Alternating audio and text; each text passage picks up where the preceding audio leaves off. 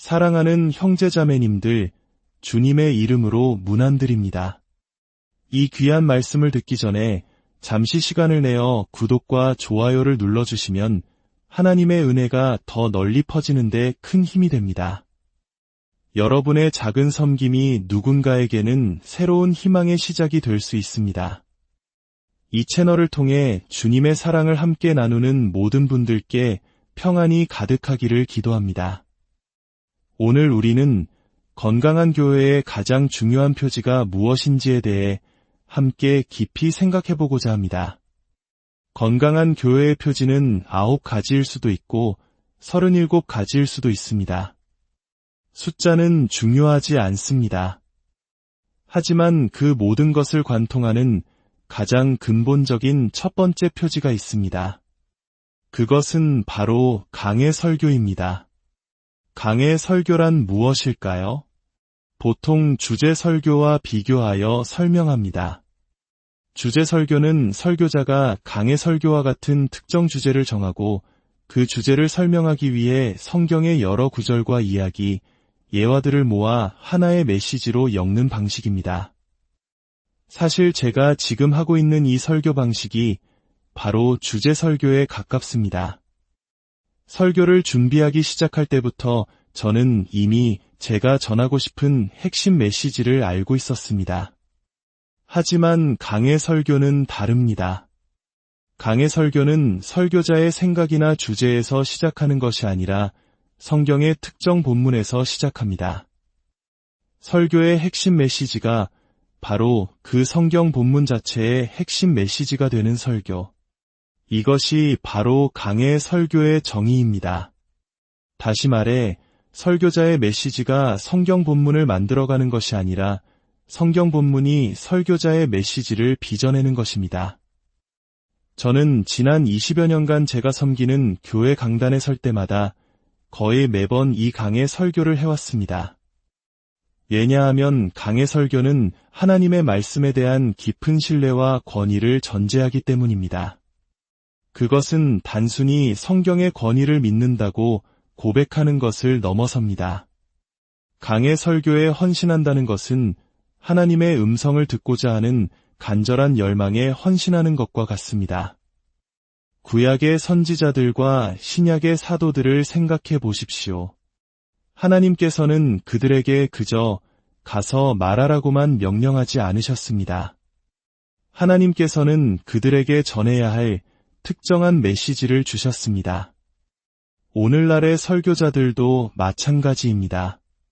설교자에게 주어진 권위는 오직 그가 하나님의 말씀을 말할 때에만 유효합니다. 우리는 그저 설교하라는 명령이 아니라 말씀을 전파하라는 구체적인 명령을 받았습니다. 만약 어떤 설교자가 성경의 무오함과 권위를 굳게 믿는다고 고백하면서도 실제로는 강해 설교를 하지 않는다면 어떻게 될까요? 그는 자신이 이미 알고 있는 것 이상을 결코 설교할 수 없게 될 것입니다. 그는 성경 본문을 가지고 와서 중요한 주제에 대해 권면할 수는 있겠지만 정작 그 본문이 원래 말하고자 했던 핵심은 놓치게 될 수 있습니다. 그렇게 되면 설교자와 성도들은 성경 안에서 자신들이 이미 알고 있던 것, 듣고 싶었던 것만 반복해서 듣게 됩니다. 하지만 우리가 성경 본문을 그 자체의 문맥 안에서 충실하게 설교할 때, 즉 본문이 핵심을 설교의 핵심으로 삼을 때, 우리는 우리가 미처 예상하지 못했던 하나님의 음성을 듣게 됩니다. 바로 이것이 우리가 하나님의 말씀으로 개혁되고 변화되는 방식입니다. 우리의 신앙 여정은 바로 이렇게 우리가 전혀 예상치 못한 방식으로 하나님의 음성을 듣는 것에서 시작되었고 또 그렇게 성장해 나갑니다. 그러므로 한 교회의 영적인 성장을 책임지는 목회자가 하나님의 말씀을 듣고 가르치는 일에 실제로 헌신하지 않는다면 그 교회의 성장은 목회자 개인의 수준에 갇히게 될 것입니다. 교회는 하나님의 마음에 맞춰지는 것이 아니라 점차 목회자의 생각에 맞춰지게 될 것입니다. 하지만 우리 그리스도인들이 진정으로 갈망하는 것은 무엇입니다? 그것은 바로 살아있는 하나님의 말씀입니다. 사실 설교뿐만 아니라 교회 생활의 모든 것이 하나님의 말씀을 중심에 두고 그 말씀의 인도를 받아야 합니다. 왜냐하면 성경은 분명히 증언하기 때문입니다. 하나님께서는 당신의 말씀을 사용하여 생명을 창조하신다고 말입니다. 오래전 제가 로마 가톨릭 신자인 한 친구와 대화를 나눈 적이 있습니다. 그는 저에게 이렇게 말했습니다. 성경이 교회를 만든 것이 아니라 교회가 성경을 만들었다는 사실을 알아야 합니다. 저는 그에게 단호하게 대답했습니다. 그렇지 않습니다. 하나님의 백성이 하나님의 말씀을 만든 적은 단 한 번도 없습니다. 언제나 하나님의 말씀이 하나님의 백성을 만들어 왔습니다. 자, 이제 성경을 펼쳐 태초의 시간으로 함께 여행을 떠나보겠습니다.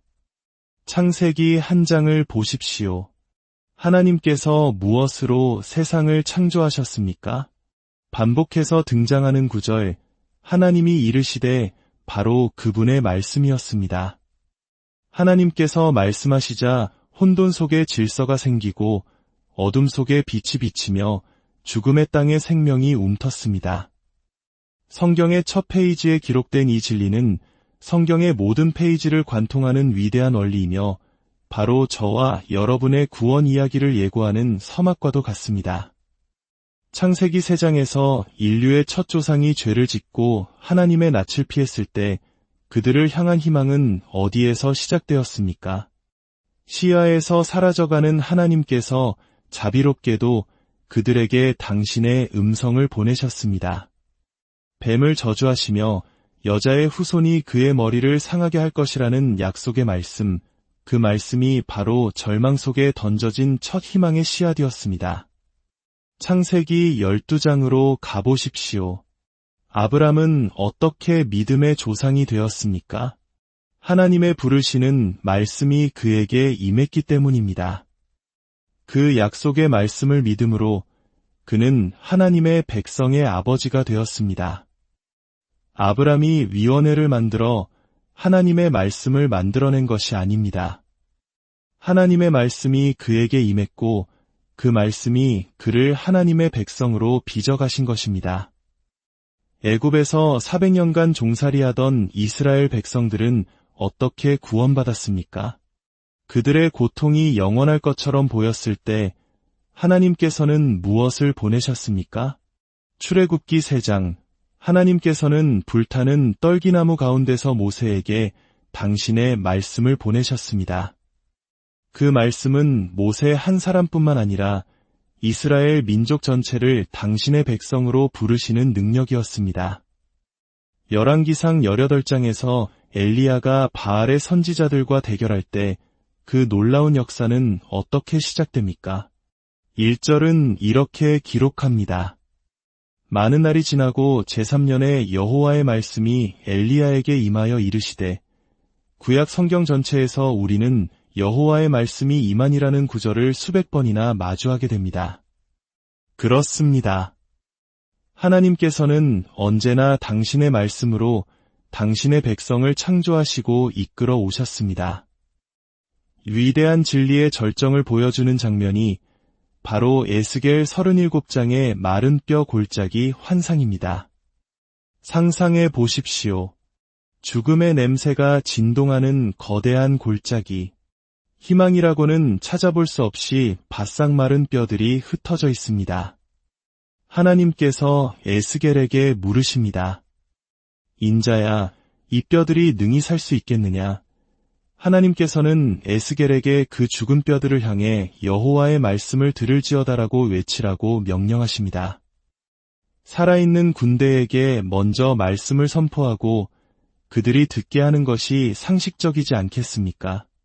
하지만 하나님은 죽은 자들을 향해, 들을 귀가 없는 자들을 향해 말씀을 선포하게 하십니다. 에스겔이 명령에 순종하여 말씀을 대언하자 놀라운 일이 벌어집니다. 뼈들이 서로 연결되고 힘줄이 생기고 살이 오르고 가죽이 덮입니다. 그리고 하나님의 생기가 그들에게 들어가자 그들은 마침내 살아나 거대한 군대를 이룹니다. 이것이 바로 복음의 능력입니다. 하나님께서는 영적으로 죽어있는 우리를 향해 당신의 말씀을 보내십니다. 어떤 이들은 오늘날 우리가 사는 이 땅이 영적인 공동묘지와 같다고 말합니다. 세상 어느 곳을 가든 사람들은 저마다의 이유로 복음에 대해 마음이 굳어 있습니다. 하지만 기억하십시오. 하나님의 말씀의 능력 앞에서는 그 어떤 완고함도 그 어떤 절망도 버텨낼 수 없습니다. 하나님께서는 바로 그 절망의 땅에서 당신의 백성을 일으키시는 분입니다. 예수님께서 귀가 들리지 않는 사람을 향해 말씀하시자 그의 귀가 열렸던 것처럼 말입니다. 이 모든 말씀의 역사는 신약 시대에 이르러 그 정점을 맞이합니다. 요한복음 1장은 선포합니다. 태초에 말씀이 계시니라. 이 말씀이 하나님과 함께 계셨으니 이 말씀은 곧 하나님이시니라. 그렇습니다. 하나님의 모든 말씀은 마침내 예수 그리스도라는 한 인격 안에서 완전하고 최종적인 형태로 우리에게 주어졌습니다. 예수님은 이 땅에 오셔서 하나님의 말씀을 전파하셨습니다. 마가복음 1장에서 수많은 병자들을 고치시며 기적을 행하시던 예수님은 다음날 아침 일찍 일어나 한적한 곳으로 가십니다. 사람들이 예수님을 찾아와 모든 사람이 주를 찾나이다 라고 말했을 때 예수님은 이렇게 대답하셨습니다. 우리가 다른 가까운 마을들로 가자. 거기서도 전도하리니 내가 이를 위하여 왔노라. 예수님께서 이 땅에 오신 근본적인 목적은 바로 하나님의 말씀을 전파하기 위함이었습니다. 물론 예수님은 우리의 죄를 위한 대속 제물로 십자가에서 죽기 위해 오셨습니다. 그러나 그 십자가의 의미가 이해되기 위해서는 먼저 가르침, 즉 말씀이 선포되어야 했습니다. 하나님께서는 언제나 예측하시고 행하시고 그리고 해석하십니다. 그분은 위대한 구원의 행동을 하시고 그것이 무엇을 의미하는지 침묵하지 않으시고 친히 당신의 말씀으로 설명해 주십니다. 우리 하나님은 말씀하시는 하나님이십니다. 침묵하는 우상과는 근본적으로 다릅니다. 관계를 생각해 보십시오. 말없이 어떻게 깊은 관계를 맺을 수 있겠습니까? 말은 우리 자신을 드러내고 서로를 연결하는 통로입니다.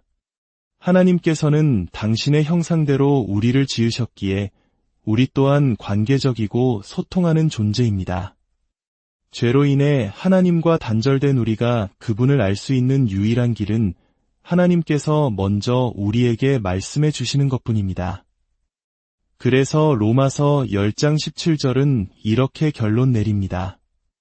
그러므로 믿음은 들음에서 나며 들음은 그리스도의 말씀으로 말미암았느니라. 믿음은 들음에서 옵니다.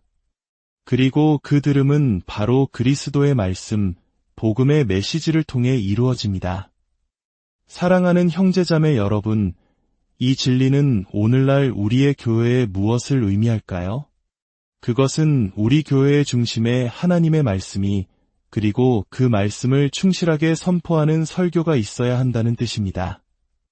좋은 주차시설, 편안한 의자, 친절한 안내위원, 다양한 프로그램, 생동감 넘치는 찬양보다 더 중요한 것, 심지어 설교자 자신보다 더 중요한 것은 바로 무엇이 설교되는가입니다.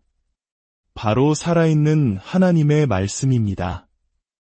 우리는 성경을 믿는다고 고백하면서도 실제로는 그 말씀을 무시하는 이상한 시대를 살고 있습니다. 교회의 중심의 말씀이 아니라 다른 것들이 자리 잡고 있지는 않습니까?